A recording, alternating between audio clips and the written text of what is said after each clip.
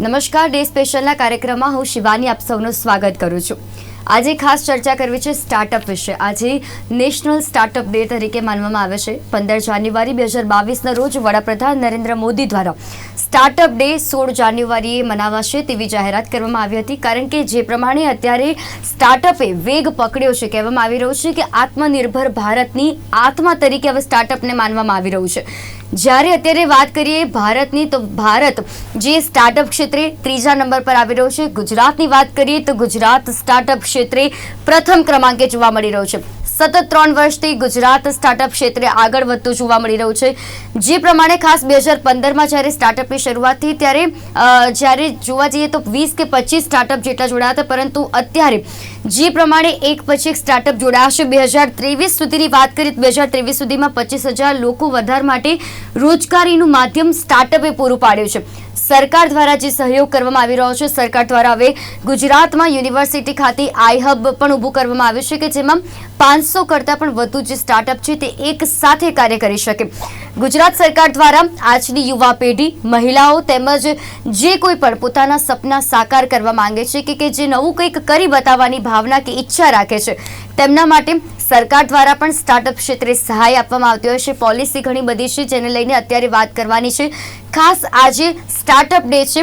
સ્ટાર્ટઅપનો લાભ લેનારા અને સાથે સરકારની કઈ એવી સ્ટાર્ટઅપ પોલિસી છે કે જેને લઈને આજનો યુવા પેઢી પોતાનું સપનું સાકાર કરી રહી છે. આજની જે મહિલા છે તે ખાસ કરીને જો આ 25,000 રોજગારની વાત કરીએ તેમાં 15,000 મહિલાઓનો પણ સમાવેશ થાય છે કે જે આ સ્ટાર્ટઅપ ક્ષેત્રે રોજગારી મેળવી રહી છે. તો આ વિષય ઉપર ચર્ચા કરવા માટે આપણી સાથે જોડાયા છે ડોક્ટર ભાવિન પંડ્યા કે જેઓ સીઈઓ છે SV ઇનોવેશન ફાઉન્ડેશનના, બિંદી પટેલ કે જેઓ ફાઉન્ડર એન્ડ ડિરેક્ટર છે ઓફ ઇકોરેક્ટના. આ બંનેનું સ્વાગત છે. ધન્યવાદ. ભાવિનભાઈ, આજે વાત કરીએ તો આજે સ્ટાર્ટઅપ ડે છે. જે પ્રમાણે આપણે ચર્ચા કરતા હોઈએ છીએ કે સ્ટાર્ટઅપે કેટલી અત્યારે ગુજરાતમાં વિકાસનો વેગ પકડ્યો છે.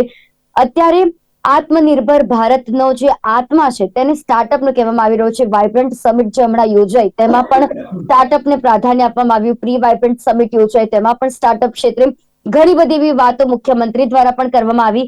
હાલ અત્યારે ગુજરાત ક્ષેત્રે, ભારત ક્ષેત્રે સ્ટાર્ટઅપની શું સ્થિતિ છે? નમસ્કાર.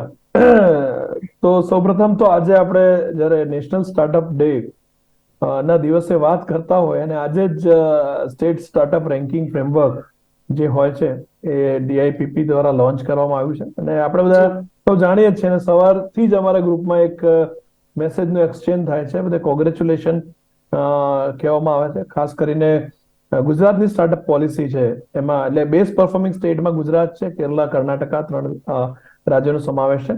પણ ગુજરાતમાં જુઓ તો માનનીય વડાપ્રધાનશ્રીની જે એક વિઝન હતું અને આપણે કદાચ ગુજરાતીઓને as an entrepreneur we were entrepreneur, આપણે ઉદ્યોગ સાહસિકો તો હતા, પણ જ્યારે જોડે જે સ્ટાર્ટઅપની ડેફિનેશનના 2 ખાસ મુદ્દાઓ છે કે એક તો સ્ટાર્ટઅપ કોને કહેવાય, તો ટેકનોલોજી શુડ બી ડિસરપ્ટિવ, એટલે નવી જ ટેકનોલોજી હોય કે જે આખું મોડલ કાં તો એક આખું સંજોગ કે આખું ક્ષેત્ર બદલી કાઢે એમ. તો એવું, અને બીજો એક્સપોનેન્શિયલ ગ્રોથ કે જેનો ગ્રોથ હોય એ એરિથમેટિક મીનથી 1, 5, 10, 15 ના થાય, પણ 50, 2500, 5,000, લાખ, 2 લાખ, 5 લાખ એ રીતે થાય. આ બંને ગુણધર્મ જે રીતે આપણે એને મટીરિયલાઇઝ કરી શકીએ તો એને સ્ટાર્ટઅપ કહી શકીએ. એટલે પહેલા તો સૌથી પહેલા ઘણા બધા લોકો કંઈક પણ વેન્ચર શરૂ કરે તો સ્ટાર્ટઅપ કહેવાનું ચાલુ કરતા હોય, પણ એ સ્ટાર્ટઅપ નથી, એ એન્ટરપ્રેન્યોર વેન્ચર છે.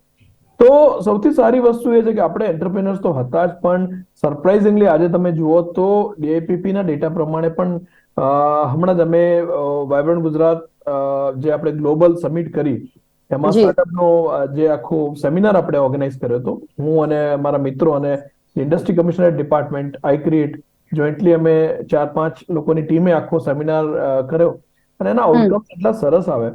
અને એની શરૂઆતમાં જ રાજેશ સિંહ સાહેબ જે DIPP માં અત્યારે સેક્રેટરી તરીકે છે, સંજય છાજર સાહેબ જે જોઈન્ટ સેક્રેટરી તરીકે કામ કરે છે, એ બંને એક જ સુરે વાત કરી કે ગુજરાતમાં સ્ટાર્ટઅપનો આટલો વિકાસ થશે ને એ ક્યારે કોઈ કલ્પ્યું નહીં હોય. કારણ કે આપણે એન્ટરપ્રેન્યોર હતા પણ ટેકનોક્રેટ્સ એટલા બધા નહીં, માઇન્ડ પણ એ રીતે જે હાર્ડકોર ટેકનોલોજી કહેવાય એમાં એન્ટર નહીં થયેલા. આપણે બિઝનેસ મોડલ કરી શકીએ, ટ્રેડિંગ કરી શકીએ, મેન્યુફેક્ચરિંગ કરી શકીએ, પણ આ બહેનો જે વિભક્ત સમન્વય કરીને એક સ્ટાર્ટઅપની ડેફિનેશન જે થાય છે એ કદાચ નતા કરી શકતા. તો આજે મને જણાવતા આનંદ થાય છે કે ગુજરાતમાં ડીઆઈપીપી રજિસ્ટર સ્ટાર્ટઅપ્સના આંકડાનો નંબર આપું છું. 9,000 સ્ટાર્ટઅપ થી વધારે ડીઆઈપીપી રજિસ્ટર સ્ટાર્ટઅપ છે.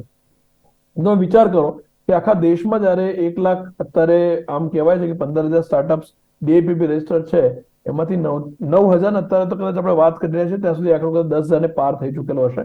તો એટલા બધા સ્ટાર્ટઅપ માત્ર ગુજરાતમાંથી નીકળ્યા છે કે જેનો પહેલા તમે જોવા જાવ તો 100-200 ની સંખ્યામાં પણ ડીઆઈપીપી રજિસ્ટર સ્ટાર્ટઅપ નતા. If you talk about a decade back, તો આટલું મોટું પરિવર્તન આવ્યું છે. અને ગુજરાતે હંમેશા સ્ટાર્ટઅપને વડાપ્રધાનશ્રીની માર્ગદર્શન આપણે કહીએ કે જે સમયાંતરે એમનું પણ મોનિટરિંગ એટલું જ છે કે તમે સ્ટાર્ટઅપને નોટ ઓનલી ફોર ગુજરાત પણ દેશ માટે પણ સ્ટાર્ટઅપ આજે એક ઇમર્જિંગ એરિયા છે.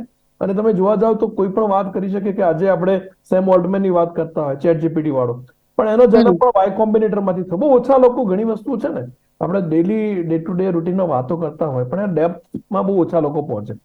સેમ ઓલ્ટમેન જે આપણે વાત કરીએ છીએ કે એઆઈ ચેટ જીપીટી કે આર્ટિફિશિયલ ઇન્ટેલિજન્સના જે નામ જે આજે ઝકરબર્ગ અને માઇક્રોસોફ્ટના સીઈઓ કરતા પણ એનું વજન વધારે પડે સેમ ઓલ્ટમેનનું.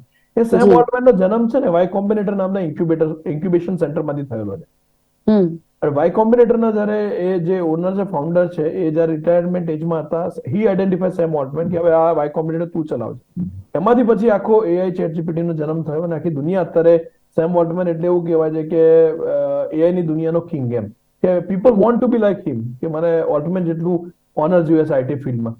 તો આજે એ આખી જર્ની છે આપણે અહીંથી પૂરી થઈ. અચ્છા, ગુજરાતમાંથી આજે તમે જોવા જાઓ કે જે સ્ટાર્ટઅપ છે ડીઆઈપીપી ના ડેટાનું વિશ્લેષણ કરશો, હજી તો ડેટા ઓફિશિયલી બહાર પણ આવશે, તમને ખબર પડશે કે દર ત્રીજો કે ચોથો જે ફાઉન્ડિંગ ડિરેક્ટર છે વુમેન છે ગુજરાતમાં. એટલે જેન્ડરનું જે કામ ગુજરાતમાં થયું છે કદાચ કોઈ સ્ટેટમાં નથી થયેલું કે એટલા ફિમેલ એન્ટરપ્રિનર્સ પણ આગળ આવ્યા છે. અને બીજી વસ્તુ કે જે પોલિસી મેકિંગ છે, વડાપ્રધાન શ્રી છે ને એ હંમેશા કહેતા હતા કે કોઈ પણ વસ્તુ માણસથી પ્રભાવિત ના હોવી જોઈએ, એ એની પોલિસીથી પ્રભાવિત હોવી જોઈએ. કોઈ પણ રાજ્યનો વિકાસ છે એની પોલિસીથી થાય. તમે જો પોલિસી ડ્રીવન કરી નાખો ને કોઈ પણ વસ્તુને તો પછી માણસોથી કન્સ્ટ્રેન્ટ નહીં રહે. એને એક પોલિસી જ બનાવી દો કે ભાઈ આ વસ્તુ આવી હોવી જોઈએ, ના હોવી જોઈએ. દરેક ક્ષેત્રમાં એમને એક પોલિસી નિર્માણ કર્યું. ગુજરાતમાં 2015માં પહેલી વાર અમે પોલિસીની રચના કરવા અમારે બ્રેનસ્ટોર્મિંગ સેશન થતા હતા, ઘણા બધા લોકો હતા. ત્યારે અમે બનાવીને એ વખતે સૌથી પ્રથમ આપણે પહેલ કરીને 10 લાખ રૂપિયા સીડ મની તરીકે, 10 લાખ રૂપિયા બીજા માર્કેટિંગ અલાઉન્સ માટે અને 10,000 રૂપિયા પર મંથ એને સસ્ટેન્સ અલાઉન્સ માટે. સ્ટાર્ટઅપને નોકરી ધંધો ના હોય એટલે એ એના પર જ ફોકસ કરતો હોય એટલે 1 વર્ષ માટે એ આપવું, એમ કરીને 21,20,000 રૂપિયા હું 2016 ની વાત કરું, 2016 થી આપવાનું ચાલુ કરેલું. તો 2016માં તમે વિચાર કરો કે 21,20,000 જે માતબર રકમ સીડ મની તરીકે તમારા પાછળ નથી આપવાના, એ પૈસા તમને ધંધો શરૂ કરવા માટે મળે તો એ રાજ્યમાં તમે શું ના કરી શકો. 2020-25 ની પોલિસી અમે બનાવી તો એમાં પણ અમે ચેન્જીસ કર્યા. અમે જાતે જ અમે વી પ્રપોઝ ટુ ધ ગવર્મેન્ટ કે 20-21 લાખમાં તો બિઝનેસ નહીં થાય, we need to give more money to the startups. તો પછી એ અમે અમાઉન્ટ ચેન્જ કરીને 30 લાખ સુધી આવે, 30 લાખ સુધી સીડ ફંડ આપવું. અને એમાં અમે 3 લાખ રૂપિયા એક્સેલરેશન પ્રોગ્રામ એમને જોઈન કરવો હોય તો એના માટે આપ્યા, 2 લાખ રૂપિયા એમને ગ્લોબલ ટ્રેડમાં પાર્ટિસિપેશન કરવો તો એના માટે આપીએ છીએ, 1 લાખ રૂપિયા એમને અહીંયા કોઈ જાતનું ટ્રેડ શોમાં પાર્ટિસિપેટ કરો એના માટે આપીએ છીએ, 2 લાખ રૂપિયા અમે એમને સ્કિલ ડેવલપમેન્ટ માટે સેગ્રીગેટ કર્યા છે. 37 લાખ રૂપિયા થાય જો કોઈ સ્ટાર્ટઅપ એની ટેકનોલોજીમાં સિન્સિયરિટીથી આગળ કામ કરે અને દરેકે દરેક જે પોલિસીનો બેનિફિટ લે તો 37 લાખ ઇન્ડસ્ટ્રી કમિશનરની પોલિસી છે. I must have to thank RD Bharatji અને એમની ટીમ કે જેને સતત 10 વર્ષનું મોનિટરિંગ કર્યું છે. આટલી 37 લાખ રૂપિયા સ્ટાર્ટઅપ. અચ્છા, એની આગળ પણ એક પુલ બનાવે છે અમે, જે સ્ટુડન્ટ સ્ટાર્ટઅપ અને ઇનોવેશન પોલિસી. એમાં શરૂઆતમાં 2 લાખ મળતા હતા, SSIP 2.0 માં 2.5 લાખ કરી નાખ્યા અને સૃજન કરીને એક સ્કીમ કાઢી કે 2.5 લાખ રૂપિયાથી તો કઈ નહીં થાય, થોડું સારું હશે તો વધારે આપો એને પૈસા. તો એમાં 10 લાખ રૂપિયા સુધી ફંડિંગ કર્યું. SSIP સૃજન ફંડ છે. હવે તમે જુઓ કે સ્ટુડન્ટ હોય ત્યાંથી વિદ્યાર્થી શરૂ કરે, 11-12માંથી આપણે આપીએ છીએ 11મા ધોરણથી 2.5 લાખ રૂપિયા મળે, ગ્રેજ્યુએશનમાં આવે, સૃજનનું 10 લાખ રૂપિયાનું ફંડ લે, થોડો મેચ્યોર થાય તો આનું 37 લાખ રૂપિયા ઇન્ડસ્ટ્રી કમિશનરનું ફંડ લે તો એને 50 લાખ રૂપિયા તો આ થયા. અને એનાથી હવે આગળની વાત કહું છું, વેલ્યુ ઓફ ડેથ જેની અમે ડેફિનેશન કરતા હતા કે સ્ટાર્ટઅપ ક્યાં મરી જાય તો 30-40 લાખ રૂપિયા પ્રોટોટાઇપ ડેવલપ કરે પછી એને આગળ પૈસા બિઝનેસ કરવા માટે હોય નહીં. તો આ પ્રપોઝ અમે કર્યું હતું. દેન ઇન્ડસ્ટ્રી કમિશનર હતા આપણા રાહુલ ગુપ્તાજી, એમને કીધું તમે બનાવો. તો અમે 50 લાખથી 3 કરોડનું એક ફંડ બનાવ્યું, જેને આજે પણ સ્ટાર્ટઅપનો જયારે એવોર્ડ આપણને મળ્યો ગુજરાત સરકારને તો એનું જિકર થયું હતું કે GVFL નું જે ફંડ બનાવ્યું છે ગ્રો ફંડ, એમાં 2 ફંડ છે.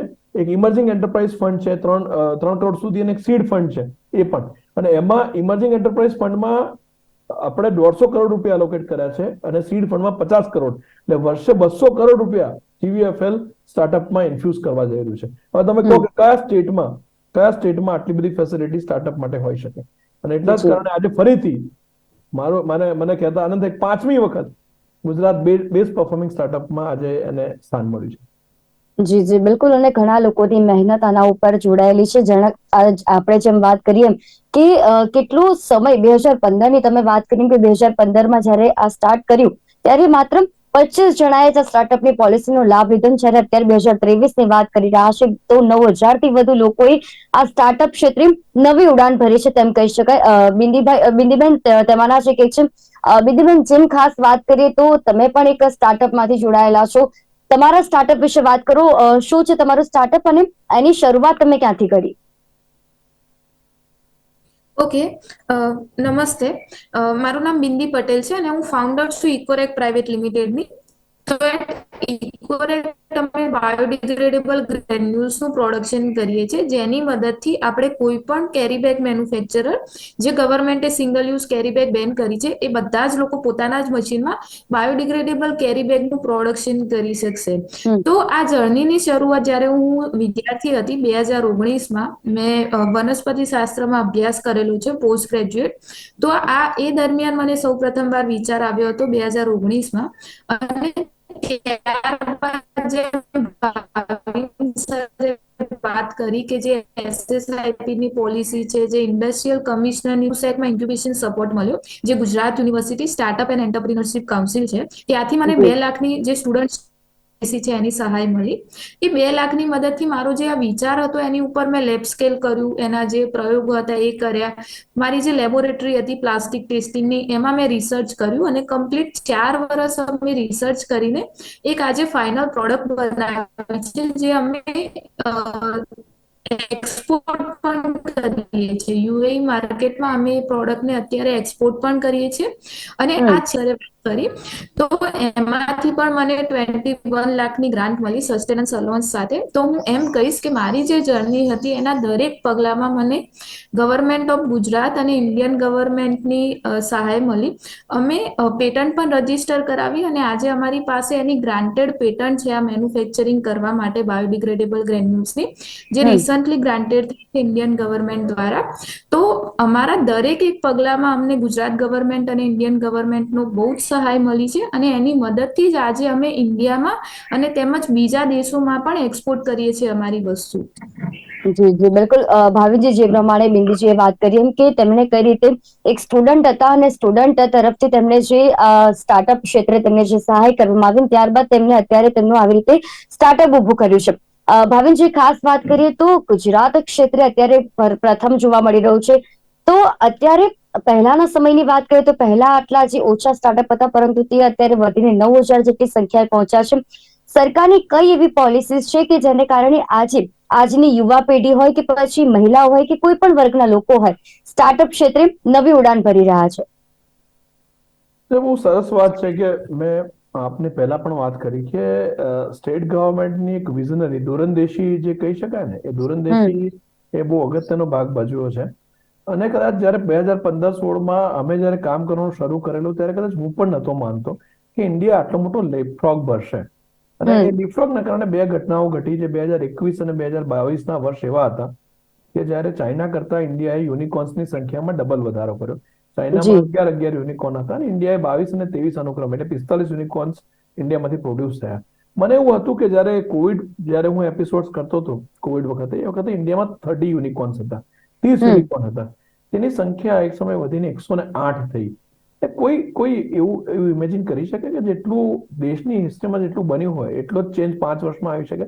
5 વર્ષમાં એમાં તમે વિચાર કરો કે 300% વધારો આવી જાય તો આને શું કહો તમે? તો એ કશું જ નથી, પણ જે દેશના સર્વોચ્ચ જે પ્રધાન સેવક કહીએ કે આપણા પ્રાઇમ મિનિસ્ટર કહીએ, એમની એક વિઝન હતી કે ભાઈ મારે ઇન્ડિયાને એક લેવલે આત્મનિર્ભર બનાવવું છે.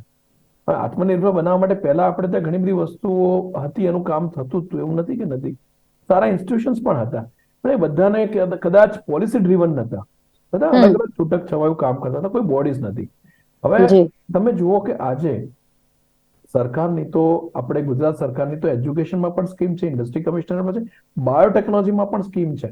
તમને જાણીને સરપ્રાઈઝ થશે, બાયોટેકમાં પણ તમને 10 લાખથી માંડીને 50 લાખ રૂપિયા સુધીનું બીરાકનું ફંડ આવે છે.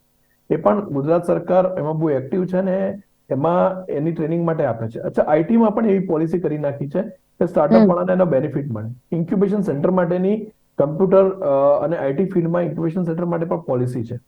તો તમે જી જુઓ કે કોઈ ડિપાર્ટમેન્ટ બાકી જ નથી રહેતું. Industry, computer, IT, technology, students, આ બધા સમાવેશ છે. Inclusion of all this departments together. આ બધા એક જોડે આવ્યા ને બધાને એક સૂત્રે બાંધવાનું કામ કરે છે. આ વખતે અમે જે વાઇબ્રન્ટ ગુજરાત સ્ટાર્ટઅપની કર્ટેન રેઝર બનાવતા હતા ને, તો એમાં પણ અમને ઉપરથી ખાસ આદેશ હતું કે તમે એવું ના કરતા કે ઇન્ડસ્ટ્રી કમિશનરેટ ઓર્ગેનાઇઝ કરે છે એટલે એની જ એક પોલિસીની વાત કરો. અને અમે સ્ટુડન્ટ બિલકુલ સ્ટાર્ટઅપની, બાયોટેકનોલોજીની, કમ્પ્યુટરની અને આઈસી ડિપાર્ટમેન્ટ બધાની પોલિસી લોકો સુધી પહોંચાડી અને સેન્સિટાઇઝ કરવામાં કદાચ ગુજરાત સરકારનું એક ખાસ આગવું લક્ષણ કહી શકાય કે નોડલ ઇન્સ્ટિટ્યૂટ, જે અત્યારે 48 થી વધારે ગુજરાત સરકારમાં ઇન્ડસ્ટ્રી કમિશનર નોડલ ઇન્સ્ટિટ્યૂટ છે એમે કામ કર્યું છે. તમે આજે બિલકુલ બનાસકાંઠામાં, સાબરકાંઠામાં કે ભાવનગર કે રાજકોટ બી જાઓ ને, ત્યાં પણ તમને નોડલ ઇન્સ્ટિટ્યૂટ મળે. એસએસઆઈપી ના બેનિફિશિયરી તમને નાના નાના તાલુકા લેવલે મળે. તો છેવાડાના નાગરિક સુધી સ્ટાર્ટઅપનું ફંડ, પહેલા સ્ટાર્ટઅપ વર્ડ જ એવો હતો કે આથી 5-7 એક વર્ષ પહેલા સ્ટાર્ટઅપ કહીએ એટલે કોઈ સમજે એવું કે સ્ટાર્ટઅપ એટલે નવો ધંધો શરૂ કરો. જી બિલકુલ અને મૂવીઝમાં પણ, ગુજરાતી પિક્ચરોમાં ને હિન્દી મૂવીઝમાં સ્ટાર્ટઅપનો એ રીતે જ લોકો યુઝ કરતા કે અમને સ્ટાર્ટઅપ કિયા, અમે સ્ટાર્ટઅપ કર્યું છે. પણ સ્ટાર્ટઅપનો મિનિંગ જ કોઈને ખબર ના હોય કે એની ડેફિનેશન શું છે. એ લેવલથી આજે ગુજરાત દુનિયામાં 3જા નંબરની ઇકોસિસ્ટમ બની છે. ગ્લોબલ ઇનોવેશન ઇન્ડેક્સમાં સતત બીજા વખત 40મો નંબર જાળવી રાખ્યો છે. જે પહેલા જી આપણે 64-84 ઉપર જતા હતા, એ હવે આપણે કન્સિસ્ટન્ટલી 40th રેન્કમાં આવી ગયા છે. અને એમાં પણ હજી આપણે આગળ હોઈએ, પણ આપણી પોપ્યુલેશનના કારણે આપણે health parameter, technology, robotics, electronic vehicle એમાં થોડા આપણે લેકિંગ છે, પણ એમાં પણ પ્રયાસો શરૂ થઈ ગયા છે. હવે જો તમે ઈવીમાં પણ એટલા સ્ટાર્ટઅપ આવે છે. કાર્બન બિલકુલ ક્રેડિટનું કામ થવાનું ચાલુ થઈ ગયું છે. G20 ના એજન્ડા, જે G20 દેશો, એના પછીનો જે વિઝન મળ્યું છે આજે ભારતને, કે આપણે જે G20 લીડરશિપ લીધી, એના પછીના G20 એજન્ડા માટે સ્ટાર્ટઅપનું S20 સેક્રેટરીએટ થયું અને આઈક્રિએટ, જે ગવર્મેન્ટ ઓફ ગુજરાતનું અને વડાપ્રધાનશ્રીનું એક વિઝન હતું કે આઈક્રિએટ એવી સંસ્થા ડેવલપ થાય કે જે સારામાં સારું ઇન્ક્યુબેશન થાય. અત્યારે એના પાછળ પણ એટલા જ એફર્ટ્સ થઈ રહ્યા છે. અને આઈક્રિએટમાં પણ એટલું ફંડિંગ કે એનો પ્રોપર રોડ શો થી લઈને ઇલેક્ટ્રોનિક વ્હીકલમાં પ્રમોટ કરવા માટે એટલું જ કામ થઈ રહ્યું છે. એટલે જી છોડવામાં નથી આવ્યું. જે 10 વર્ષ પહેલા 2014 થી જે આપણે જર્ની ચાલુ કરીને હજી પણ એટલી જ પકડી રાખી છે અને ક્યાંય ઢીલ નથી આપતા. ના સરકારની મશીનરી, ના બ્યુરોક્રેટ્સ કે ના ગુજરાતના લોકો. અને ગુજરાતના લોકો તો કેવા છે કે એકવાર એમને ખબર પડવી જોઈએ કે અહીંયા આવું છે. કોઈ પણ બિઝનેસ હોય, પણ તો છેલ્લે હું એવું કહું છું કે અમને એવી ખબર પડી છે કે સ્ટાર્ટઅપ જેવી વસ્તુ છે. જયારે જી કંડલા મોકલો ને, કંડલા પોર્ટમાં એટલો ધંધો કરી નાખે. એમને એજ્યુકેશનમાં નાખો તો એટલા બધા એજ્યુકેશન ઇન્સ્ટિટ્યૂટ ખોલી નાખે. એમને કોઈ ટ્રેડિંગ નું કહે તો એટલો બધો. એટલે ગુજરાતના લોકોને એવું ખબર પડી છે કે સ્ટાર્ટઅપ થી આગળ હોય. તમે જોવા જશો કે અત્યારે ગુજરાતમાં બધા છોકરાઓ, સ્ટુડન્ટ્સ હોય, બિઝનેસમેન, બધા even they are talking two invest in startup. ને હવે આ જર્નીને કોઈ રોકી શકે એમ નથી. જી જી બિલકુલ. બિંદીજી, ખાસ વાત કરીએ તો સ્ટાર્ટઅપ ક્ષેત્રે અત્યારે યુવાઓ અત્યારે તેનો લાભ લઈ રહ્યા છે. યુવાઓ પણ અત્યારે આગળ વધી રહ્યા છે. ખાસ વાત કરીએ તમારા સ્ટાર્ટઅપ વિશે, તો આ સ્ટાર્ટઅપ કરવાનો વિચાર ક્યાંથી આવ્યો અને સરકાર દ્વારા જ્યારે સહાય આપવાની તમને જાણ થઈ કે આવી રીતે સરકાર દ્વારા સ્ટુડન્ટ પોલિસી પણ જાહેર કરવામાં આવ્યો છે સ્ટાર્ટઅપને લઈ, તમે તેનો લાભ કઈ રીતે લીધો? ઓકે, તો મને સૌ પ્રથમ વાર વિચાર જ્યારે હું વિદ્યાર્થી હતી ત્યારે આવ્યો હતો કે આજકાલ દરેક કોલેજ અને જે સ્કૂલોમાં હોય છે, આપણને એવું કહેવામાં આવે છે કે તમે કોઈ પણ પોતાના મનપસંદ આઈડિયા કે વિચાર ઉપર પીપીટી કે પોસ્ટર પ્રેઝન્ટ કરી શકો છો, રાઈટ? બહુ બધા સેમિનાર અને વેબિનાર થતા હોય છે. તો મેં પણ એવી જ રીતે એક કોમ્પિટિશનમાં પાર્ટિસિપેટ કર્યું હતું અને સૌ પ્રથમવાર એવો વિચાર રાખ્યો હતો કે મારે વનસ્પતિમાંથી એવું મટીરિયલ બનાવવું છે જે આજના પ્લાસ્ટિકને રિપ્લેસ કરે અને બદલી શકે, કેમ કે આજનું પ્લાસ્ટિક જે છે એ સૌથી મોટું પોલ્યુશનનું કે પ્રદૂષણનું કારણ છે, રાઈટ? તો એ જી વિચાર મને સૌ પ્રથમવાર આવ્યો હતો અને આની મદદથી જ્યારે હું જીવસેકમાં સૌ પ્રથમવાર મને ઇન્ક્યુબેશન સપોર્ટ મળ્યો 2019માં, ત્યારે મને ખબર પડી કે ગવર્મેન્ટની આ એસએસઆઈપી કરીને પણ પોલિસીસ છે, કે જે ઇન્ડસ્ટ્રીયલ કમિશનરની પણ પોલિસીસ છે. તો એ બધા માટે મને સૌ પ્રથમવાર ખબર નથી. બટ તમે જોશો કે ગુજરાત ગવર્મેન્ટ.in ઉપર તમે જશો તો એમાં બધું જ તમે સ્ટાર્ટઅપ વિશે સર્ચ કરશો તો ગુજરાત સ્ટાર્ટઅપ.in ઉપર બધી માહિતી તમને મળી જશે. તમે સ્ટાર્ટઅપ ઇન્ડિયાની વેબસાઇટ ખોલશો તો એમાં પણ બધી માહિતી મળે છે. તો એ બધી માહિતી માટે આપણને જે નોડલ ઇન્સ્ટિટ્યૂટ છે, એટલે કે મારી જે નોડલ ઇન્સ્ટિટ્યૂટ હતી જીયુસેક, એને મને સહાય કર્યું એપ્લિકેશન ભરવામાં, બધું જે પ્રોસેસ હતી સ્ટેપ બાય સ્ટેપ એ કમ્પ્લીટ કરવામાં. અને હું કહીશ કે કોઈ પણ વિદ્યાર્થી કે કોઈ પણ સામાન્ય માણસ જેમને આ સહાય લેવી છે, એની માટે અત્યારે તમે ગૂગલ ઉપર જોશો તો તમને બધી જ ઇન્ફોર્મેશન મળી જાય છે. અને કોઈ પણ નોડલ ઇન્સ્ટિટ્યૂટની સહાય લઈને તમે બહુ સરળતાથી આ પ્રોસેસને કમ્પ્લીટ કરી શકો છો. તો મેં પણ આ જી રીતે જ મારી પ્રોસેસને કમ્પ્લીટ કરી હતી. જી બિલકુલ. ભાવિનજી, હવે વાત કરીએ તો જે પ્રમાણે ગુજરાત ક્ષેત્રે અત્યારે સ્ટાર્ટઅપ વધી રહ્યા છે, યુવાનો તેનો લાભ લઈ રહ્યા છે, ગુજરાત સરકાર દ્વારા સ્ટાર્ટઅપને વધુ પ્રોત્સાહન આપવા માટે આઈ હબ લોન્ચ કરવામાં આવ્યું છે. હવે આ આઈ હબ ની વાત કરીએ તો જેમાં 500 કરતા જે વધુ સ્ટાર્ટઅપ છે એક સાથે કાર્ય કરી શકે. તો આ આઈ હબ છે તે સ્ટાર્ટઅપ અને ઇન્ડસ્ટ્રીને સેતુ સમાન કઈ રીતે જોડે છે? કેટલો મહત્વનો ભાગ આ આઈ હબ ભજવે છે? એ બહુ સરસ વાત છે. આઈ હબ નું લોન્ચિંગ પણ આપણે સ્ટાર્ટઅપ કોન્ક્લેવ વખતે જ કરેલું જી ડિસેમ્બરમાં. અને as a part of pre vibrant જે આપણે સેમિનાર ને કોન્ક્લેવ કરીએ છીએ, એમાં જ આપણે સ્ટાર્ટઅપ કોન્ક્લેવ કરેલી અને એક દિવસે આઈ હબ નું લોન્ચિંગ કરેલું. આઈ હબ કાર્યરત તો હતું જ, એનું ઓફિશિયલી જે બિલ્ડિંગ બન્યું અલોકેશનનું એનું લોન્ચિંગ જી થયું. આઈ હબમાં શું છે કે તમે સાવ નેગ્લિજિબલ એટલે 6,000 રૂપિયા જો તમે આપો તો તમને ઓફિસ સ્પેસ મળે છે. ત્યાં જ તમને ઇન્ટેલેક્ચુઅલ પ્રોપર્ટી રાઇટ રજિસ્ટ્રેશન માટેના માણસો મળે છે. ત્યાં જ તમને મેન્ટર્સ મળે છે. ત્યાં જ તમને એ સ્ટુડન્ટ તરીકે એન્ટર થાવ તો આગળની ઇન્ડસ્ટ્રી કમિશનરેટની કે બાયોટેકની કે કમ્પ્યુટરની કે આઈટીની બીજી કઈ કઈ ગ્રાન્ટ્સ મળી શકે એનું ગાઈડન્સ મળે છે. એ તમે વિચાર કરો કે અમદાવાદમાં બેઠા બેઠા તો તમને 6,000 રૂપિયાની આસપાસ ઓફિસની જગ્યા મળતી હોય, ધંધો કરવાનું મોકળું મેદાન મળતું હોય, સરકારની ગ્રાન્ટ્સ મળતી હોય, અનેક નેટવર્ક. કારણ કે અમદાવાદ એવું છે ને કે કદાચ બિંદી મને પણ મળી ચૂકેલી છે, હા, યાદ હોય કે નહીં હોય મને ખબર નથી. એવું છે કે બધા નજીક પડે સૌથી પહેલા લોકો અમદાવાદ જાય. જી આ આઈ હબ છે ને અમદાવાદના હાર્ટમાં છે. એલડી એન્જિનિયરિંગ કોલેજની પાછળનું જે આપણું કેમ્પસ છે જી એમાં જ એ આઈ હબ નું આખું બિલ્ડિંગ છે. તમે જોવા જાવ તો it is heart of Ahmedabad.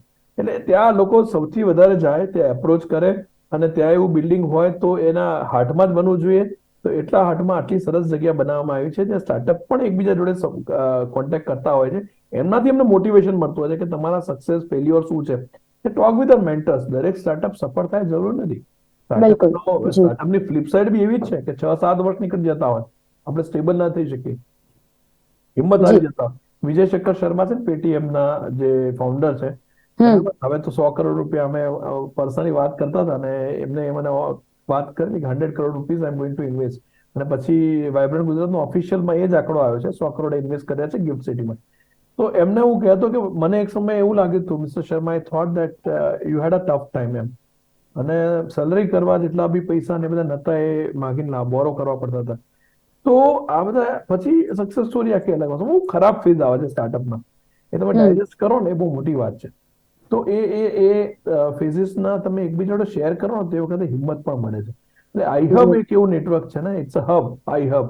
એટલે એ હબ એવું છે કે જ્યાં સ્ટાર્ટઅપ્સ બધા અસેમ્બલ થઈ શકે. એ હાર્ટ ઓફ ધ ગુજરાત છે. ત્યાં બધો જ મેન્ટરિંગ સપોર્ટ મળે, નેટવર્કિંગ સપોર્ટ મળે, ઇન્ક્યુબેશન બધા જ મળે તમને. એટલે બહુ સારી ફેસિલિટી ક્રિએટ થઈ છે. હિરણભાઈ મહંતા છે, ઇઝ માય ફ્રેન્ડ. અમે લોકો આ જર્ની જોડે જ શરૂ કરેલી સ્ટાર્ટઅપની અને ગુજરાતમાં સ્કિલ્સ અને એન્જિનિયરિંગ પર કામ કરવાની. અને ઇન્ક્યુબેશન જી તો સૌથી પહેલા તો 2012માં મેં શરૂ કર્યું ગુજરાત ટેકનોલોજીકલ યુનિવર્સિટીમાં. ત્યાંથી ઇન્ક્યુબેશન જે આખા સ્ટેટ લેવલની યુનિવર્સિટીમાં કોઈ થયું હોય તો એ ઇન્ક્યુબેશન હતું. જી એટલે એ જ રીતે શરૂઆત થઈ, એવું ઇકોસિસ્ટમ મળ્યું. અને આઈ હબ જેવા એક સરસ બિલ્ડિંગ અને રિસોર્સફુલ માણસોનો સપોર્ટ પણ મળશે ગુજરાત. જી જી બિલકુલ. બિંદીજી, લાસ્ટમાં કે જે પ્રમાણે અત્યારે યુથ દ્વારા અત્યારે આ સ્ટાર્ટઅપનો લાભ લેવામાં આવી રહ્યો છે, હવે એ યુથને શું સંદેશો આપવા માંગો છો કે આ સ્ટાર્ટઅપનો જે સરકાર દ્વારા તો સહાય કરવામાં આવે છે, પરંતુ પોતાના સપનાને સાકાર કરવા માટે આજના યુથે કેટલી મહેનત કરવાની જરૂર છે અને સ્ટાર્ટઅપ ક્ષેત્રે હવે આજની યુવા પેઢી પોતાનું સપનું સાકાર કરવા માટે શું કરી શકે તેમ છે? ઓકે, તો હું એક જ સંદેશ આપીશ આજના યુવા પેઢીને કે જો તમારી પાસે કોઈ પણ નવો વિચાર હોય કે કોઈ પણ નવો આઈડિયા હોય, જે દરેકની પાસે હશે, રાઈટ? જી દરેક વ્યક્તિને કોઈ પણ કોઈ વિષયમાં રુચિ હોય છે, તો તમે એને બહાર લાવો અને તમારા નજીકના જે કોલેજ કે યુનિવર્સિટીમાં આવા ઇન્ક્યુબેશન સેન્ટર હશે તેમાં તમે એની સહાય સરળતાથી લઈ શકશો. સો તમે જી એની પાસેથી સહાય લો. અને હું તો એમ કહીશ કે જો દરેક વ્યક્તિ કે દરેક 10માંથી 2-3 વ્યક્તિ આવી રીતે નવા સ્ટાર્ટઅપ કે નવી કંપની કંપનીની શરૂઆત કરશે તો આજે જે ગુજરાત કે આપણે આગળ ઇન્ડિયાની વાત કરીએ તો એક એવા સ્ટેજ ઉપર આવશે કે એને કોઈ મુકાબલો જ નહીં થઈ શકે. સો આપણે નંબર 1 માં એને કમ્પેર કરી શકીશું, એની ઇકોનોમી હોય કે એની કોઈ પણ રીતે વાત હોય, રાઈટ? તો આપણે પોતાના જ માટે નહીં, પરંતુ આપણે પોતાની ફેમિલી, સમાજ અને દેશને આગળ લાવવા માટે એક પ્રયાસ કરીએ અને સ્ટાર્ટઅપની શરૂઆત કરીએ. જી બિલકુલ. ભાવિનજી, બિંદેજી, આપ બંને અમારી સાથે આ વિશેષ ચર્ચામાં જોડાયા તે બદલ આપ બંનેનો આભાર. Thank you. તો બિલકુલ જે પ્રમાણે અત્યારે આત્મનિર્ભર ભારતની આત્મા સ્ટાર્ટઅપને કહેવામાં આવી રહ્યું છે, અને બિલકુલ કારણ કે જે પ્રમાણે 2015માં સ્ટાર્ટઅપને લઈને જે પોલિસી સરકાર દ્વારા જાહેર કરવામાં આવી ત્યારે 25 જેટલી સ્ટાર્ટઅપ કાર્યરત હતા, પરંતુ અત્યારે 2023માં 9000થી પણ વધુ સ્ટાર્ટઅપ કાર્યરત છે અને તેમાં પણ ગુજરાત મોખરે આવી રહ્યું છે. આવી જ રીતે સતત ગુજરાત પ્રગતિ કરી રહ્યું છે, પરંતુ ભારત જે અત્યારે 3જા નંબર પર છે. ભારત પણ આગળ આવશે કારણ કે અત્યારે આજની યુવા પેઢી પોતાનું સપનું સાકાર કરવા માટે સ્ટાર્ટઅપનો સહારો લઈ રહી છે, અને એટલે જ સરકાર દ્વારા પણ સ્ટુડન્ટ્સ માટે અને જે પણ નવા વિચારો લઈને રજૂ કરી રહ્યા છે, નવું ઇનોવેશન કરવા માંગે છે, તે વિચારોને નવો માર્ગ આપી રહ્યું છે આજનું સ્ટાર્ટઅપ. તો હાલ ડેઇલી સ્પેશિયલમાં બસ આટલું જ. ફરી મળીશું આ વિષયની સાથે. ત્યાં સુધી રજા આપશો.